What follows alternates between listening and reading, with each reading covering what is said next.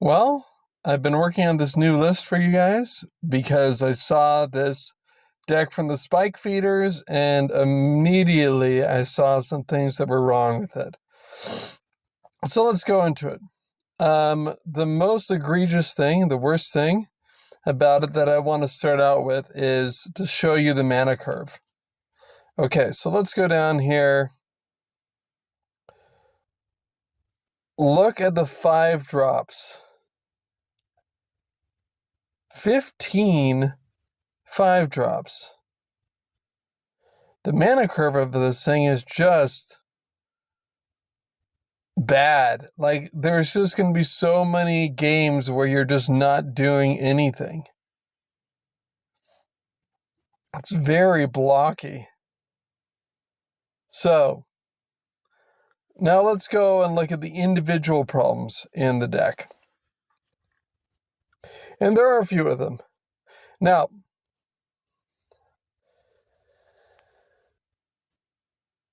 the first problem is you've got a lot of this flicker, which is okay if it flickers immediately. Some of it flickers immediately, but some of it does not. Immediate flicker can be good with planeswalkers, but in-step flicker, not very good. You'll see that there's not really a lot of flicker targets. And then there's a lot of walkers that, when you cast walkers, you're going to get targeted down. And if you're not prepared for that, especially if you're playing things that are abusive as Vincer, Oko, Renin 6, you're going to get targeted down. And a Skewer is not even very good in the deck. So you've got a bunch of random planeswalkers. Okay. Then you've got things that you're just trying to cast naturally. Like, tracks of being cast naturally is pretty difficult. You've got more blink. You'll see there isn't really much to blink. There's maybe a come into play, draw a card trigger to get off on a blink. It's not like you're going to do anything oppressive with blinking. So the whole idea of blinking in the deck doesn't really make sense. The best thing you're going to do is maybe blink a hostage taker, which is not even really good because, it's like anti-synergistic. The best thing really that you're going to do is blink a Carter Doomscourge. Now, if you had a bunch of things to go and fetch that Carter Doomscourge, cool, that might be viable. Or loot is okay with it. But anyways, it's not very powerful. Now you have this anti-synergy with blink.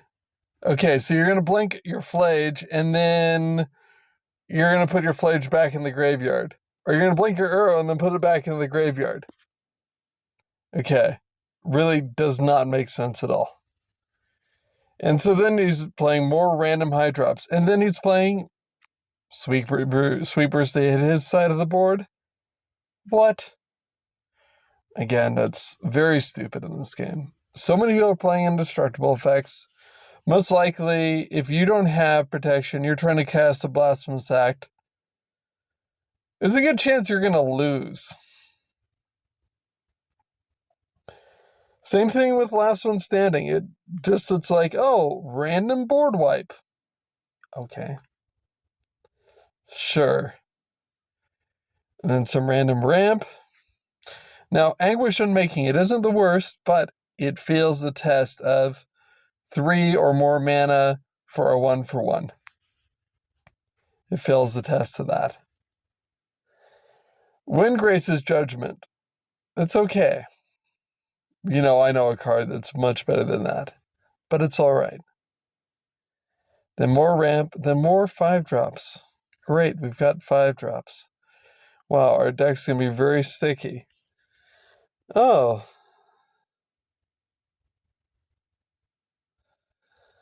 More random 5 drops. Great, so our deck gets even worse. And more random 5 drops, then blank, which, again, is not very good at all. And then Widespread Thieving. It's okay. I had it originally in my build, and then I took it out because it just wasn't very good. Okay. So,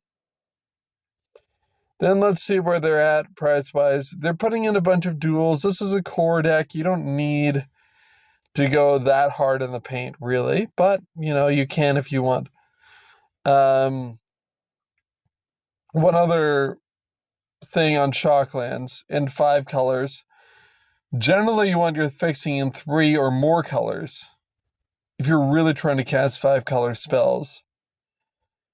Or things that make all your things all land types. Because otherwise, you're still going to get stuck. It's not going to really handle the problem. Okay, so let's go. Last thing is to check what the cost is. $1,200. Or on the open market. Let's see what it is on the open market from something. Well, it's $1,200 on Card Kingdom. Like, really? Okay. $850 on the open market. Wow. That sounds like a fun, casual deck to spend $1,000 on. All right. So let's go and see if we built something that's actually a bit better. Good. So let me go to mine right here. So, first price. Card Kingdom $344. Open market $215. Not bad. It's about a fourth of the price of theirs. Now, let's look at our commander. What are we actually trying to do here?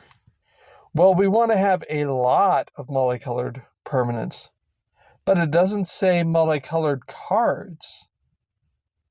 There's a lot of tokens that are multicolor. And then when we attack, we're going to get a lot of cards and a lot of value off of it. Good. So, let's see what creates multicolored tokens. Invasion of New Phyrexia. Now, I'm playing some Planeswalkers, but they're very low. And they basically already get value off of one trigger. And, for example, Teferi doesn't need to last. You just play it when you're trying to resolve spells, basically. And Grist Hunger Tide, it's in here because it makes, see, a token that is more than one color. Good. Now, this whole thing is going to focus on creating lots of tokens and doubling them that are more than one color. So we've got double all the tokens. Token every turn. This gets everything back.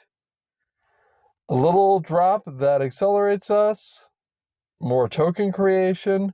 More mana fixing and ramp. More mana fixing and ramp. More things to use the tokens. Look at that. You can use tokens to cast anything. A token maker.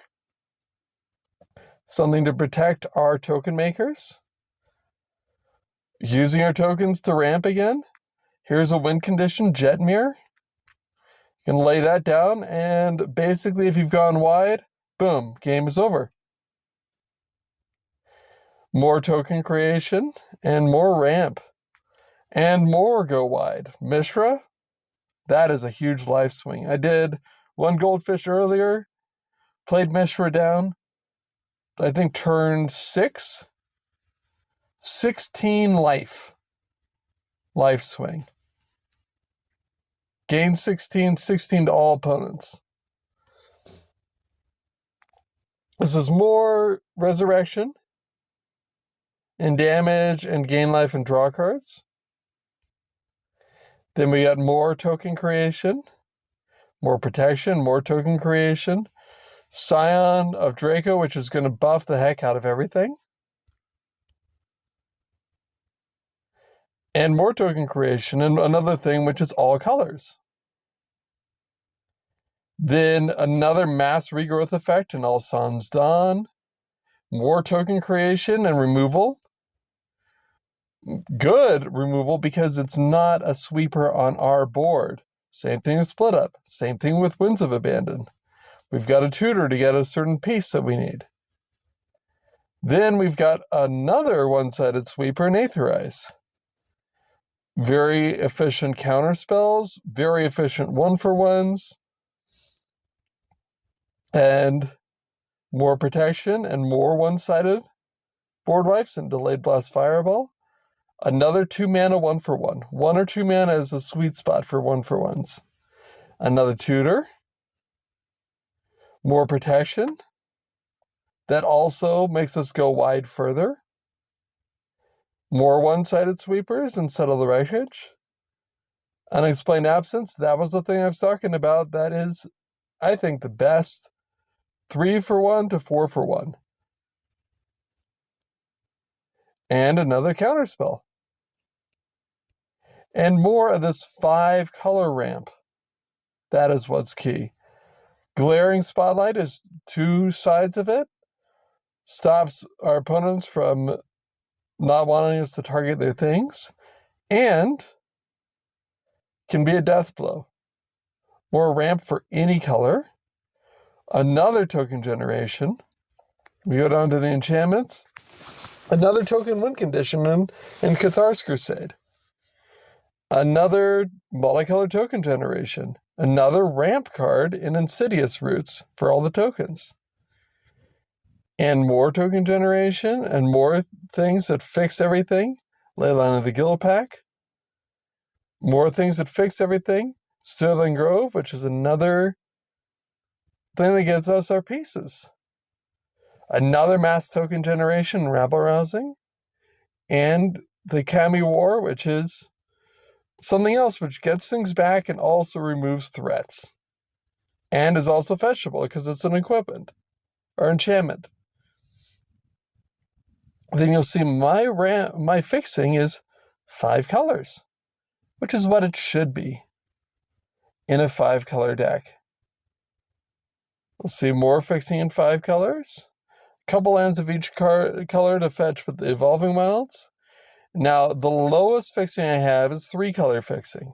The rest is 5 colors, 5 colors, 5 colors, more 5 colors, more 5 colors, and a couple 3 colors, and more 5 colors. And more 5 colors. So, that's our build. I think it's a lot stronger. But let me know what you think. And please let me know of any other decks that you want me to help you build.